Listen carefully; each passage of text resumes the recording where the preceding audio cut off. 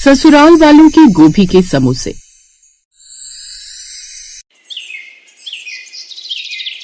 क्या है माँ, आज फिर ये गोभी की सब्जी बना दी। तुम जानती हो ना मुझे ये पसंद नहीं, इसकी बदबू मेरे सिर में चढ़ती है। मेरे लिए कुछ बढ़िया सा पनीर का बनाओ। आप जानते हो ना मुझे पनीर पसंद है। हाँ हाँ, जैसे तू किसी महल की राजकुमारी है ना जो तुझे पनीर पसंद है। वो तो तेरे बाबा जिस डेयरी में काम करते हैं वहाँ से कभी कभार बचा कुचा पनीर मिल जाता है, नहीं तो तुझे मिलने लगे ये पनीर। ब्याह कर जाएगी ना तब पता चलेगा तुझे। ऐसे ही समय बीता और बीतते समय के साथ गांव के एक छोटे कस्बे में नेहा की शादी हुई। नेहा मायके में नखरे करने वाली लड़की थी। जैसे तैसे उसके बाबा उसकी फरमाइश पूरी कर देते थे, लेकिन अब ससुराल में आकर उस गांव के देसी ठाट बाट में खुद को ढालना था। उसकी शादी अनुज से हुई। अनुज के परिवार वालों को खाने पीने का बड़ा शौक था, खासकर गोभी के समोसे का। जब भी कोई मेहमान आता या घर में त्योहार होता, ससुराल में समोसे जरूर बनते। एक रोज, नेहा बहू जरा रसोई में आओ, आज समोसे बनाने हैं। अरे मैं तो समोसा बाहर होटल से ही खाती थी, घर पर कैसे बनाऊंगी। वो घबराते हुए रसोई में गई और धीरे से बोली, अब माँ जी मैंने कभी घर पर समोसे बनाए ही नहीं, तो मुझे नहीं पता ये कैसे बनते हैं।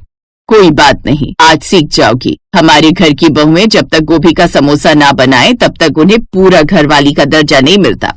तभी देवर वहाँ आता है और हंसते हुए बोला, हाँ भाभी, समोसे खाने के बिना हम आपको असली भाभी नहीं मानेंगे क्योंकि समोसे तो जैसे घर की जान है, और वो भी गोभी के समोसे। क्या कहा? गोभी के समोसे? आलू और पनीर के समोसे तो खाए थे शहर में, लेकिन ये गांव तो शहर से भी ज्यादा एडवांस निकले। बताओ भला यहाँ गोभी के भी बनने लगे।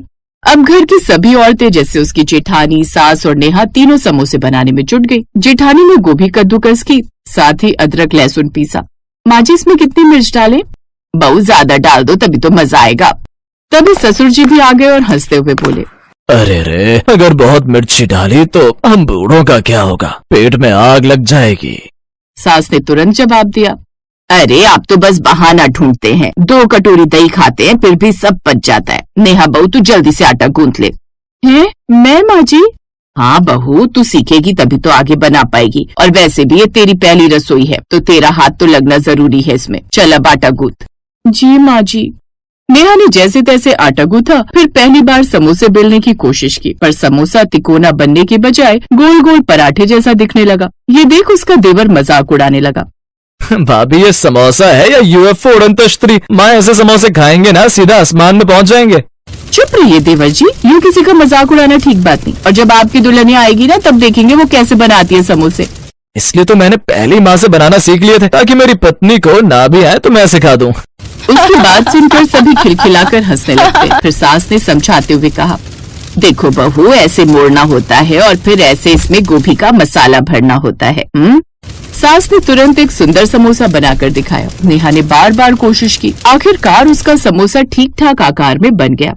हे भगवान, ना जाने ये लोग कैसे ये गोभी के समोसे खाते हैं। मुझे तो इसकी स्मेल ही अजीब लग रही है।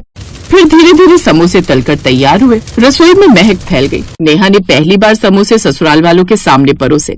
अब देखिए ये मैंने बनाया है, कैसा लगा? ससुर ने समोसा काटकर चखा और बोले, वाह बहू, मजा आ गया। अब तो तुम्हारा नाम समोसा रानी रख देना चाहिए। देवर ने मुंह बनाते हुए कहा, अरे नहीं, इतना मत बढ़ाइए, भाभी ने तो इसमें नमक थोड़ा कम डाल दिया है। सच? नमक कम है? नहीं नहीं, नमक ठीक है, ये तो बस चिढ़ाने के लिए बोल रहा है। भाभी अब तो रोज समोसे बनवाऊंगा, वो भी गोभी के। अरे बहू तू क्यों खड़ी है, तू भी साथ में बैठकर गोभी के समोसे खा। गोभी की सब्जी तो आज तक निकली नहीं गई और ये समोसे कैसे खाऊं? हे भगवान मेरी रक्षा करना। अब जैसे तैसे उसने एक समोसा अपने मुंह में डाला। क्या हुआ देवरानी जी, अच्छा नहीं लगा क्या? नहीं नहीं, अच्छा है, बढ़िया है। मैंने तो पहली बार गोभी के समोसे खाए हैं। वो क्या है ना, हमेशा आलू या पनीर के ही खाए हैं। कोई बात नहीं बहू, तुझे भी धीरे धीरे आदत पड़ जाएगी। पहले बड़ी बहू भी नहीं खाती थी, लेकिन आज ये इसके फेवरेट बन गए हैं। लेकिन अब तू परिवार में आ गई है ना, तो तू भी सब खाना सीख जाएगी। और ये तो हमारे परिवार की रीत है, यहाँ कोई भी त्योहार हो या घर में कोई मेहमान हो, हमारे यहाँ यही बनते हैं। हे भगवान, इसका मतलब ये गोभी की बदबू मुझे हमेशा परेशान करेगी। नेहा को उस घर में आए हुए कुछ दिन बीत जाते हैं। एक रोज बाहर जोरों की बारिश हो रही थी। नेहा का पति ऑफिस से घर लौटा। नेहा यार, मैं पूरी तरह भीग गया और भूख भी बहुत जोरों की लगी है। एक काम करो, जल्दी से गर्मा गर्म गोभी के समोसे तल दो चाय के साथ। हे भगवान, फिर वही बदबू, हालत खराब हो जाएगी मेरी। नेहा नाक पर कपड़ा बांधकर जैसे तैसे गोभी के समोसे बनाती है। आग लगी इस गोभी को, खत्म होने का नाम ही नहीं ले रही। कि बुआ जी को भी क्या जरूरत थी हमारी शादी में इतनी सारी गोभी गांव से लाने की, खुद तो यहाँ पकड़ा कर चली गई। जब तक ये खत्म नहीं होंगे ये लोग गोभी के समोसे ही बनवाते रहेंगे। नेहा गोभी के समोसे बनाकर अपने पति को देती है। इतने में देवर भी वहाँ आ जाता है और वो भी समोसे खाने की डिमांड करता है। वो फिर से रसोई में जाकर जैसे तैसे नाक पर कपड़ा बांधकर समोसे तलती है। हद है, जब देखो तब गोभी के समोसे उठाकर बना कर दो। इस घर को सड़ा रखा है इन्होंने गोभी की बदबू से। ये मुफ्त की गोभी न जाने कब तक हमें खानी पड़ेगी। अब ऐसा क्या करूँ कि सांप भी मर जाए और लाठी भी ना टूटे। फिर एक रोज वो सब किसी काम से बाहर जाते हैं तो नेहा सब्जी सड़ाने वाली दवाई लेकर उसमें छिड़क देती है और एक साथ सारी गोभी खराब हो जाती है। अगले दिन नेहा बहू, कल तो संडे है, तो ऐसा करना नाश्ते में गोभी के समोसे बना लेना। वो तो अब नहीं बन पाएंगे पापा जी। वो क्यों भला? क्योंकि सारी गोभी खराब हो गई। ये सुनकर वो सभी उदास हो जाते हैं, लेकिन नेहा खुश हो जाती है। थैंक गॉड, अब मैं बच गई। लेकिन फिर जब नेहा अगली सुबह रसोई में गई तो वहाँ ढेर सारी गोभी रखी दिखती है। हे राम, ये कहाँ से आई? पापा जी लाए हैं सुबह 4 बजे उठकर मंडी से। अब तो जल्दी से इनके समोसे बनाने की तैयारी कर ले, तब तक मैं घर का बाकी का काम निपटा लेती हूँ। फिर से गोभी के समोसे। मम्मी।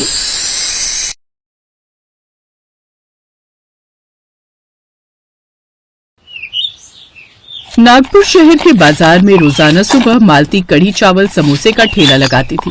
मालती बहुत गरीब थी, घर में कमाने वाली वही थी। पति बीमार रहता था।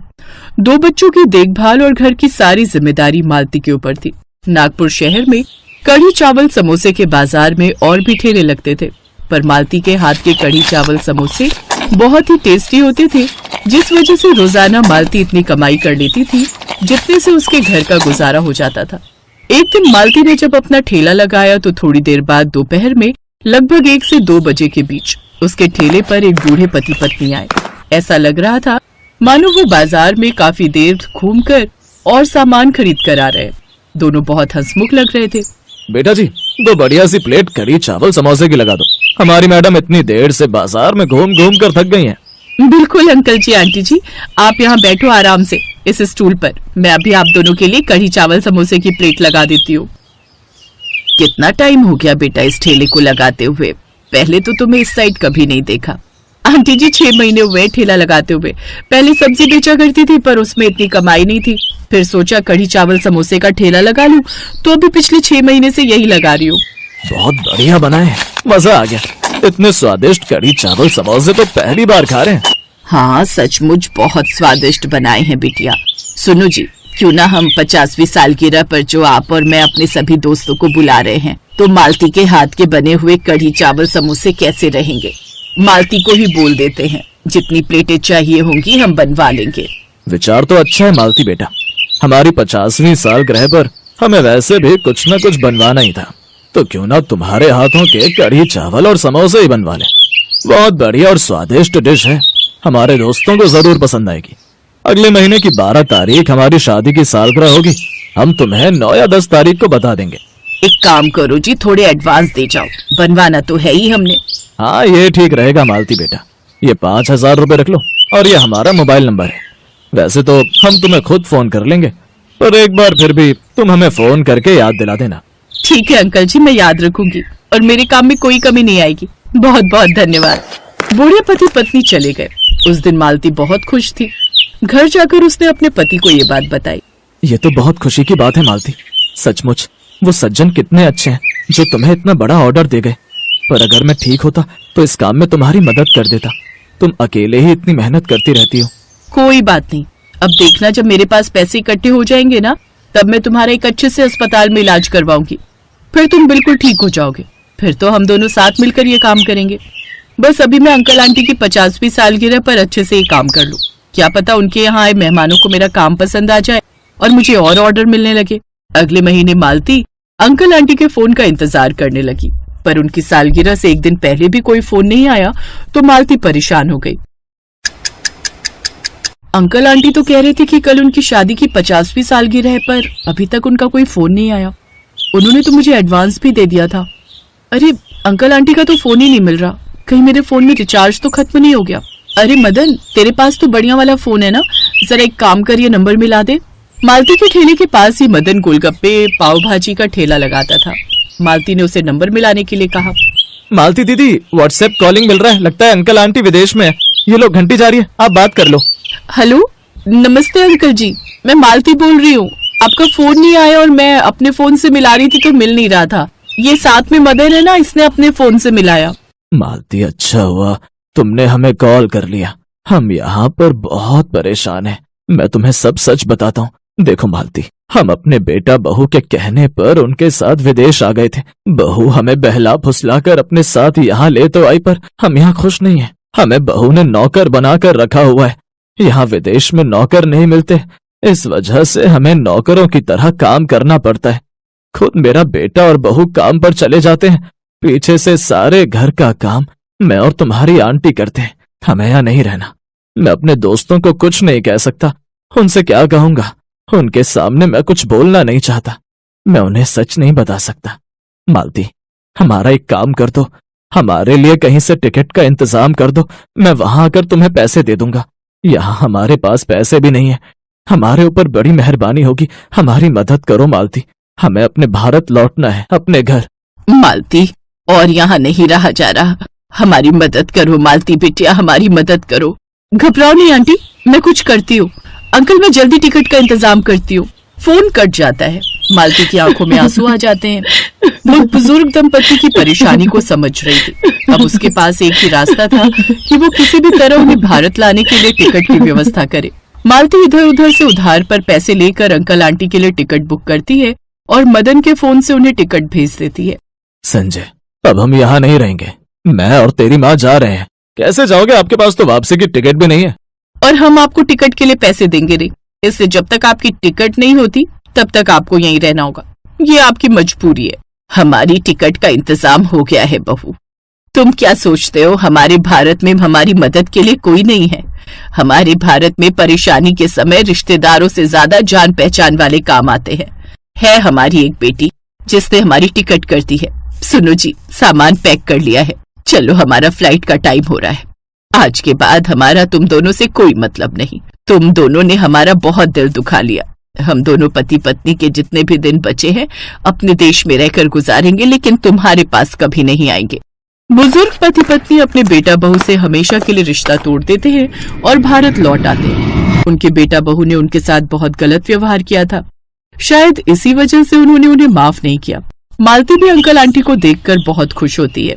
मालती बेटा, आज तुमने जो हमारे लिए किया उसका एहसान हम कभी नहीं भूलेंगे। अब तुम्हें चिंता करने की कोई जरूरत नहीं, हम वापस लौट आए हैं। हम तुम्हारी मदद जरूर करेंगे, तुम्हें कभी कोई परेशानी नहीं होगी। हम तुम्हारे पति का इलाज करवाएंगे। तुमने हमारे लिए जो कुछ किया है उसके बदले हम जितना भी करें उतना कम है। अंकल जी, एक शर्त पर, आप यहाँ से चले गए तो आपको अपनी 50वीं सालगिरह मनाने का मौका ही नहीं मिला। मैं चाहती हूँ आप अपने सभी दोस्तों को बुलाओ और शादी की सालगिरह मनाओ। मैं सबके लिए कढ़ी चावल समोसे बनाऊंगी जो मैंने आपसे वादा किया था। मालती की बात सुनकर अंकल आंटी की आंखों में आंसू आ गए। उनके अपने बेटा बहू ने तो उनकी खुशियों के बारे में कुछ सोचा ही नहीं था और मालती पराई होकर भी उनकी खुशियों के बारे में सोच रही थी। बूढ़े दंपति के सहयोग से मालती की जिंदगी में भी बहुत बदलाव आया। उन्होंने उसकी बहुत मदद की, मालती के पति का इलाज करवाया, पैसों की भी मदद की। मालती के कढ़ी चावल समोसे की बिक्री बढ़ाने में उन्होंने पूरा सहयोग दिया।